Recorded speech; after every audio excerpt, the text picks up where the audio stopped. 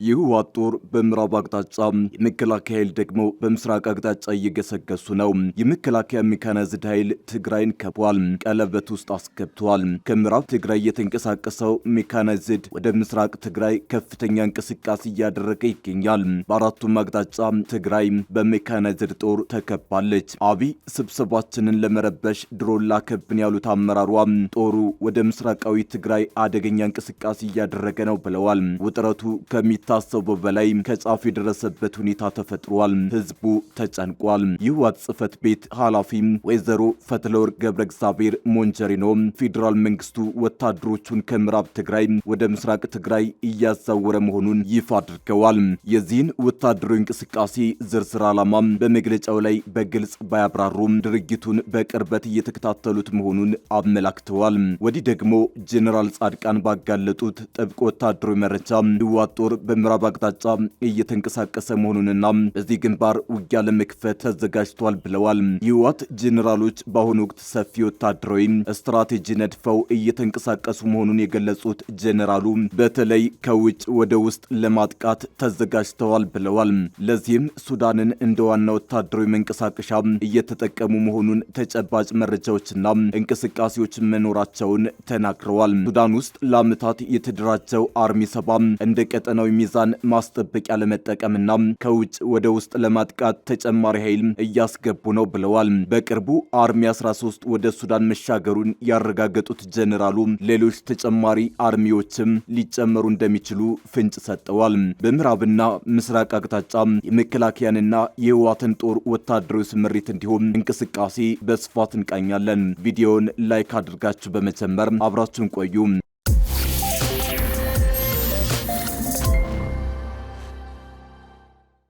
የፕሪቶሪያ ሰላም ስምምነት በተፈረመ ማግስት በአብዛኛው የትግራይ ክልል አካባቢ የአፈሙዝ ላንቃዎች ተዘጉ። የጥይት ጩኸት ረጭ አለ። የሰላም አየር መንፈስና አንጻራዊ መረጋጋት መመለስ ጀመረ። ይሁን እንጂ ከ3 ዓመታት በኋላ ዳግም ጦርነት ወደዚህ አካባቢ እየቀረበ ያለ ነው የሚመስለው። አሁን የፕሪቶሪያ ስምምነት ስለመፍረሱ ጮክ ብሎ መነገር ጀምሯል። ለጦርነት እየተዘጋጁ ነው የሚለው ክስ በተቃራኒ ተሰልፈዋል ባሉ ኃይሎች ጎልቶም ይሰማል። ዳግም ጦርነት የመከሰቱ ዕድል ያሰጋቸው የሚመስሉ አካላት ከየአቅጣጫው ማሳሰቢያ ያዘሉ መግለጫዎችን በማውጣት ላይ ናቸው።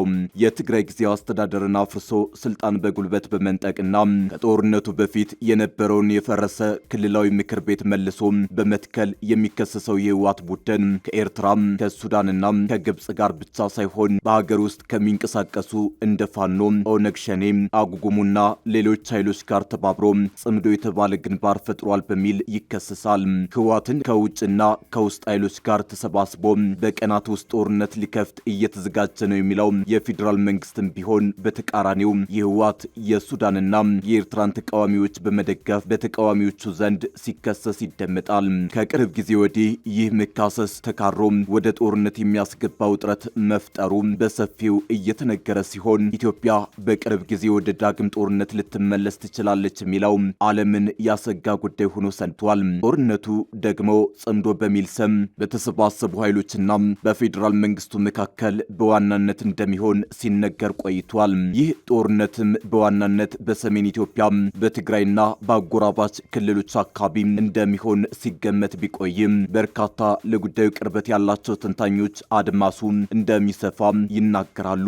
ጦርነቱ እንደ ቤንሻንጉል ጉሙዝ ባሉና በሌሎች የኢትዮ ሱዳን ድንበሮች አካባቢ ሊስፋፋ እንደሚችል የጠቀሱት እነዚህ ተንታኞች ከተጀመረ አንድ ወይም ውስን ግንባር እንደማይኖረው አስምረውበታል። አክለውም ጦርነቱ ከተጀመረ በአንዴ ቀጠናውን የሚያካልል ትልቅ ግጭት እንደሚሆን ጠቁመዋል። ከሰሞኑ በተከታታይ ወደ መገናኛ ብዙሃን ወጣው ሀሳባቸውን ያስተጋቡ ሁለቱ የህወሓት የቀድሞ ባለስልጣናት አቶ ጌታቸው ረዳና ሌተናል ጄኔራል ጻድቃን ገብረተንሳይ ብቻ ሳይሆኑ የጦር ኃይሎች ጠቅላይ ኢታማጆር ሹም ወታደራዊ አማካሪና የተኩስ አመራር ኃላፊ ጄኔራል አለምሸት ደግፌ እንዲሁም ጄኔራል ባጫ ደበሌ በተከታታይ የህወሓትን የሻዕቢያና ሌሎች ግብረ አበሮቻቸው ያሏቸው አካላትን ጠብጫሪ እንቅስቃሴ ሲናገሩ ተደምጠዋል።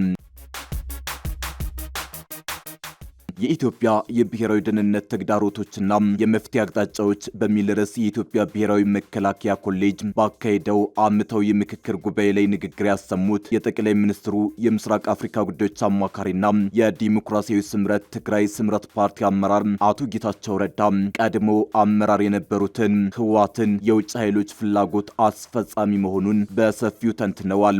የኢትዮጵያ መንግስታት መውጣትም ሆነ መውረድ ከኤርትራ ጥያቄ አመላለስ ጋር ይያያዛል። የኤርትራ ጉዳይ የብሔራዊ ደህንነት ጉዳያችን ነው። ኤርትራን ወደ ነጻነት እንቅስቃሴ ውስጥ ያስገቡ ኃይሎች የኢትዮጵያን መዳከምና መድከም የሚፈልጉ ናቸው። የኤርትራ ህልውና መረጋገጥን ከኢትዮጵያ መዳከም ጋር ያገናኙታል።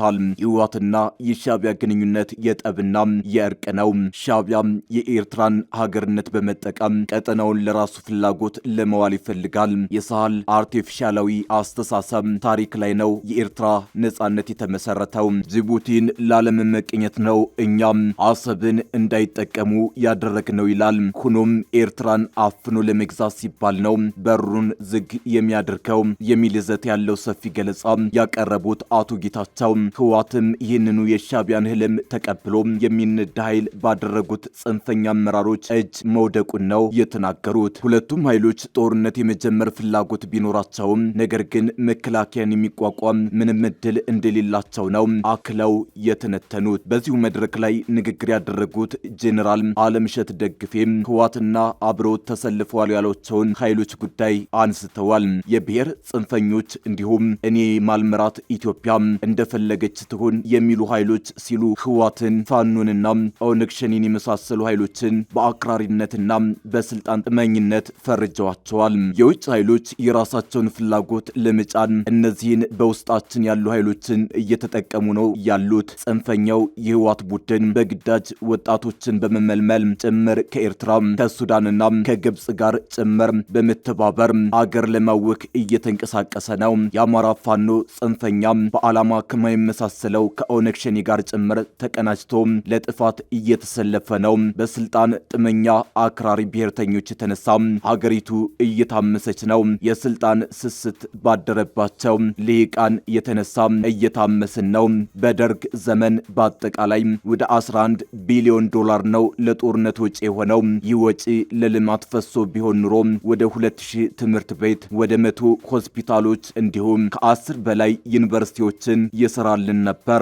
ባለፉት 5 ዓመታት ለጦርነት የፈሰሰው ወጪ ለልማት ቢውል ኑሮ ደግሞ የት ባደረሰን ነበር የሚል ይዘት ያለው ንግግር ያደረጉት ጄኔራል አለምሸት በጽንፈኛ ኃይሎች የተነሳ አላባራ ባለው ጦርነት የተነሳ ብዙ የሀገር ሀብትና ንብረት እየወደመ መሆኑን በሰፊው አብራርተዋል። በሱዳንም ሆነ በኤርትራ በሶማሊያም ሆነ በኢትዮጵያ ዙሪያ ብዙ አደጋ እያንዣበበ መሆኑን አመልክተው የኢትዮጵያ ፖለቲካ ሊቅ ሀገሪቱን ለውጭ ጠላት እስክትጋለጥ ድረስ ቀውስ እየፈጠረ መሆኑን ገልጸዋል።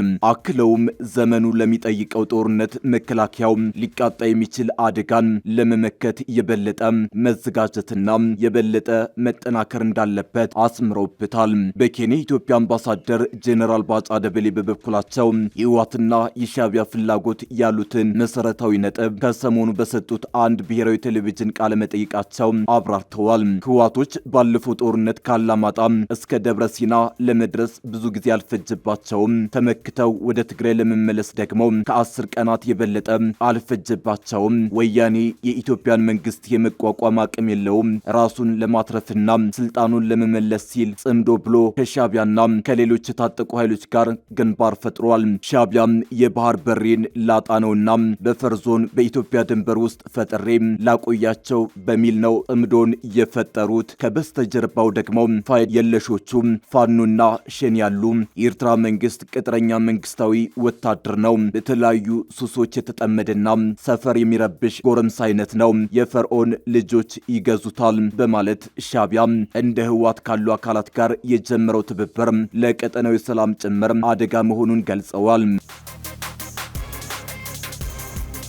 ከሁሉ በላይ ትኩረት የሳበው ደግሞ ሌተናል ጄኔራል ጻድቃን ገብረትንሳኤ በኤንቢሲ ቴሌቪዥን ጣቢያ የሰጡት ቃለ መጠይቃቸው ሲሆን በትግራይ ያለውን ህገወጥ ያሉትን የህወሓት ቡድንን አስወግዶ ዲሞክራሲያዊ ሽግግር ምክር ቤት ስለመፍጠር ሰፊ ገለጻ አድርገዋል። 7 ፓርቲዎች እኔን ጌታቸውንና አሰፋ ብርሃን ጨምሮ 3 የፕሪቶሪያ ስምምነት ፈራሚዎች እንዲሁም ሌሎች ኃይሎችን ያሰባሰበ የለውጥ ፈላጊ ኃይሎች ምክር ቤት ፈጥረናል። ምክር ቤቱ ቢያንስ ከ30 እስከ 45 አባላትን ያሰባሰበ ይሆናል። ምክር ቤቱ በአዲስ አበባ የተመሰረተ የትግል ምክር ቤት ነው። ህወሓት ላይ እየተፈጠረ ያለውን የህዝብ እንቢታ የሚያስተባብርና አላስፈላጊ ውጊያን የሚያስቀር ነው። ትግራይ ሲገባ ግን አዲስ ራሱን የቻለ አቃፊ ጊዜያዊ ምክር ቤት ይፈጠራል እንጂ ይህ ቋሚ ምክር ቤት አይሆንም። አግላይ የሆነውን ስርዓት አስወግደን ትግራይ በመግባት ዲሞክራሲያዊ ስርዓት በመትከል ሁሉንም ህብረተሰብ የሚወክል ሙሉ ስልጣን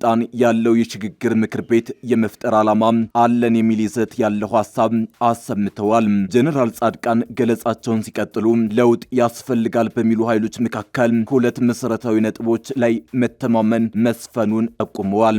አንዱ በትግራይ የፖለቲካ ኃይሎች መካከል ጦርነት መፈጠር የለበትም የሚል ነው። እንዲሁም በሁለተኝነት በመጣንበት መንገድ መቀጠል የለብንም፣ በትግራይ ዲሞክራሲያዊ የፖለቲካ ለውጥ ያስፈልጋል በሚሉ ነጥቦች ላይ ስምምነት አለ በማለት ገልጸዋል። ወደ አንድ ምክር ቤት ተሰባስበዋል ያሏቸው እነዚህ የለውጥ ፈላጊዎች 2 ችግሮች እንዳሉባቸው ያመላከቱ ሲሆን አንዱ ሀብት ወይም ደግሞ ሪሶርስ እጥረት መሆኑንና ሌላው የትግራይ የውስጥ ፖለቲካ ችግር እንደሆነ አስረድተዋል። አሁን ህዋቶች ሳይፈልጉ ቀርተው አይደለም ጦርነቱ ያልተጀመረው፣ ዓለም አቀፍ ኮሚኒቲው በስማቸው እየጠራቸው ነው። ወደ ጦርነት ከገቡ የበለጠ ያገላቸዋል፣ ስለዚህ ራሳቸው ይጎዳሉ። ሆኖም ይህን ወንጀል ቡድኑ እድሜውን ማሳጠር አለብን። ዓለም አቀፉ ማህበረሰብና የኢትዮጵያ መንግስት፣ መከላከያው፣ የኢትዮጵያ ህዝብም ጭምር ለዚህ ሊደግፈን ይገባል በማለት ነው ጄኔራል ጻድቃን ያብራሩት። ከነዚህ ሰሞነኛ ንግግሮች ብቻ ሳይሆን በቅርቡ በትግራይ አካባቢ እየታዩ ያሉ የፖለቲካ ለውጦችና አዳዲስ የኃይል አስተላለፍ ክስተቶች በመነሳት በሰሜን ኢትዮጵያ ዳግም ጦርነት የመቀስቀስ ዕድል እየተቃረበ መሆኑን የሚገምቱ አሉ። በመንግስትና በደጋፊዎቹ ወገን ትግራይን የተቆጣጠረውንና የጽምዶ ኃይል አስተላለፍ ማዕከል ነው የሚሉትን የህወሓት ቡድንን ማስወገድ የሚለው አማራጭ ተደጋግሞ ይጠቀሳል። ጄኔራል ጻድቃን ህብረተሰቡ ቀስ በቀስ ገፍቶ እንዲጥለውና ቅቡልነት እንዲያጣ የማድረግና ውጊያን ያስቀራል ያሉትን ስራ ለማከናወን በሰፊው ሲናገሩ ቢደመጡ፣ ነገር ግን እድሜውን ማሳጠር አስፈላጊ መሆኑን ጉዳይ በተቃራኒው በአማራጭነት ሲያነሱ ተደምጠዋል። በህወሓትና በደጋፊዎቹ ወገንም ቢሆን ለዓለም አቀፉ ማህበረሰብ ጥሪ በማቅረብና ውትወታ በማድረግ ወደ ፕሪቶሪያ ሰላም ስምምነት ትግበራ መንግስት ፊቱን እንዲመልስ ግፊት የማድረግ ሙከራ መኖሩ ይነገራል። በተደጋጋሚ ለአፍሪካ ህብረትና ለአደራዳሪዎች ከህወሓት ደብዳቤ ሲጻፍም ነበር። በሌላ በኩል የፕሪቶሪያ ሰላም ስምምነትን መከለስ፣ ገዥነትና አካታችነትን ከፍ ማድረግም እንደ አዲስ አማራጭ ሲቀርብ ነበር። ይሁን እንጂ የችግሮች ምንጭ የሆነው የፌዴራል መንግስቱ ስለሆነ እሱን ከሚታገሉ ኃይሎች ጋር መሰለፍ አስፈላጊ ነው የሚለው አቋም ህወሓትም ሆነ በሌሎች ተቃዋሚዎች መንደር ጎላ ብሎ የሚራገብ አጀንዳ ሆኗል። የአሜሪካ መንግስት በቅርቡ ጽንፈኛ በሚል በፈረጃቸው የህወሓት አመራሮች ላይ የቪዛ ማዕቀብ የጣለው ይሄው የጦርነት ዳመና ማየል ስላሰጋው እንደሆነ በመነገር ላይ ነው። የአውሮፓ ህብረትም ከጥቂት ቀናት ቀደም ብሎ ማስጠንቀቂያ ያዘለ መግለጫ ማሰማቱ ይታወሳል። ይሁንና ጽምዶ የተባለው ግንባር በመፍጠርም ሆነ ለአዲስ ጦርነት በመዘጋጀት ተደጋግሞ የሚወቀሰው ህወሓት የአሜሪካን እርምጃም ሆነ የአውሮፓ ህብረትን አቋም ውድቅ የሚያደርጉ ተከታታይ መግለጫዎችን በምላሹ ሲሰጥ ነው የታየው። ያንዣበበውን የጦርነት ስጋት ለመቀልበስ የሚያስችሉ አማራጮችን በተመለከተ ከየአቅጣጫው ከሚሰጠው ሐሳብ ባለፈ አሜሪካም ሆነች አውሮፓውያኑ እንደ ከዚህ ቀደሙ ከህወሓት ጋር ሳይሆን አቋማቸውን ቀይረው ከኢትዮጵያ መንግስት ጎን ስለመሰለፋቸው በሰፊው እየተነገረ ነው። በኢትዮጵያም ሆነ በመላው አፍሪካ ቀንድ ቀጠና ተጨማሪ ግጭትና ተጨማሪ ቀውስ እንዲፈጠር ዓለም አቀፉ ማህበረሰብ ፍላጎት እንደሌለው በተለያዩ መንገዶች እያረጋገጠ መሆኑን የሚናገሩ በርካታ ናቸው።